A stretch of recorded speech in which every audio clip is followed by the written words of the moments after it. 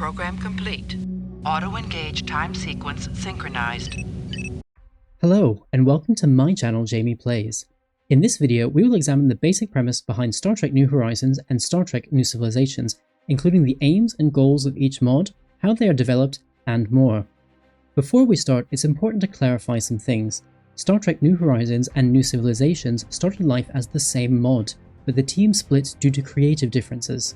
Star Trek New Civilisations was also initially known as Star Trek Strange New Worlds, but changed its name to avoid confusion with the TV show that follows the Enterprise and Captain Christopher Pike. I will only refer to each mod by its current name for this video. The team behind Star Trek New Horizons has said it wants to create the most immersive, realistic Star Trek strategy game ever. Using primary lore from television shows and films known as Alpha Canon, and occasionally using information from Beta Canon sources such as books that do not conflict with Alpha Canon, Star Trek New Horizons dev team tries to stay as close to the Star Trek universe as possible. The most immediate place that you can see this when you load a new game is the lack of hyperlanes from Stellaris. While these are still there, being able to see them would ruin the warp experience, so they have been hidden. Where the team can change or override mechanics to create something closer to Star Trek, they do. For example, ships move much slower in Star Trek New Horizons than in Stellaris, simulating the slower speeds that warp would achieve compared to the near instantaneous travel of hyperlanes that can be achieved in the base game.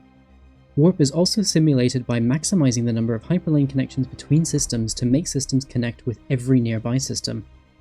When loading the game, you can also set some things not found in Stellaris, such as the canon lore and canon modes, which guide the AI to behavior and events that we see from the shows.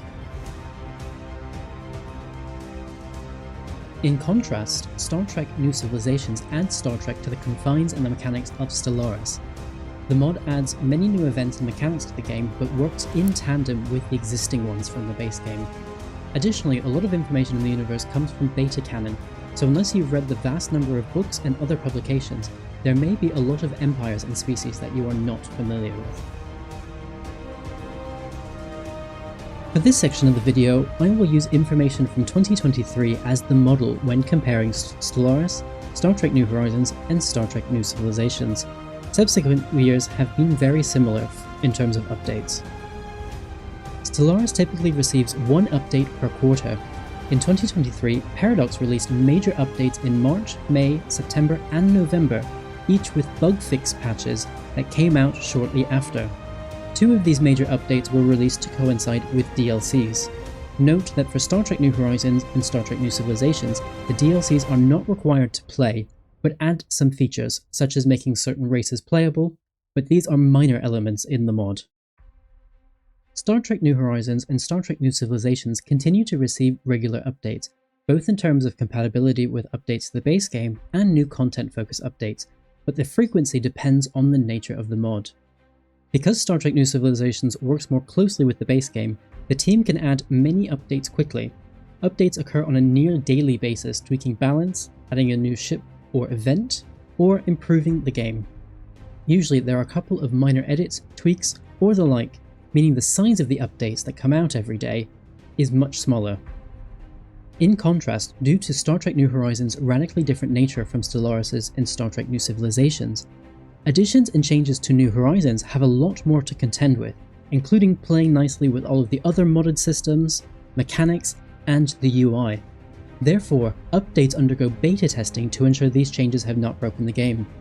Patches that deal only with compatibility are usually released 1 to a couple of weeks after the Stellaris update.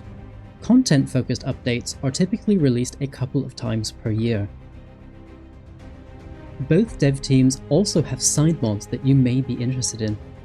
The team behind Star Trek New Civilisations has standalone mods for each ship set completed for the mod, which are meant to be used separately from Star Trek New Civilisations.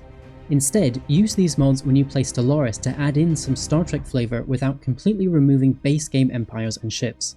Some honourable mentions are Dominion, Krenim, and Federation TNG era shipsets, which are among the most popular.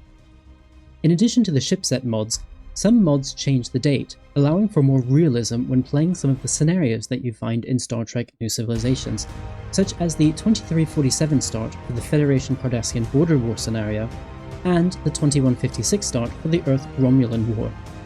These date-changing mods are meant to be used with Star Trek New Civilisations for those specific scenarios only.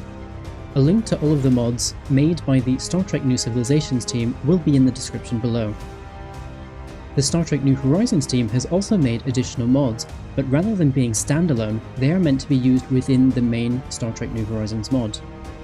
The first major category is UI mods, which change the user interface to match the theme of the Empire you are playing.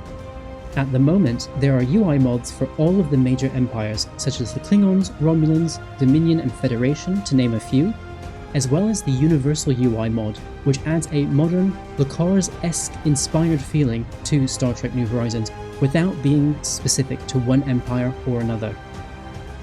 There is also a major submod called the Star Trek New Horizons TNG Era Start, which is exactly what it does.